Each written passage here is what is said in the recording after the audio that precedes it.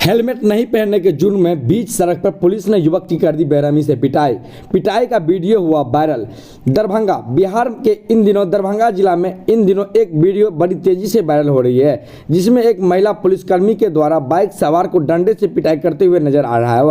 वह महिला पुलिसकर्मी दरभंगा शहर के बेता ओपी के प्रभारी रेखा कुमारी का है, जिसमें रेखा कुमारी के द्वारा अपने ओपी के आगे मुख्य सड़क पर वाहन चेकिंग अभियान चलाया जा रहा था, जिसमें हेलमेट नहीं पहनने वाले को रोका जा रहा था। इसी क्रम में वीडियो में दिखता है एक युवक बिना हेलमेट के लगाए बाइक से आते हैं, जिसे रोककर पहले पुलिसकर्मी बात करते हैं, फिर पहले वहां खड़े होमगार्ड जवान युवक को थप्पड़ मारता है, फिर ओपी प्रभारी बिना वर्दी पहने हुए सादे लिबास में होमगार्ड के जवान से डंडा लेती है और युवक पर बरसाने लगती है।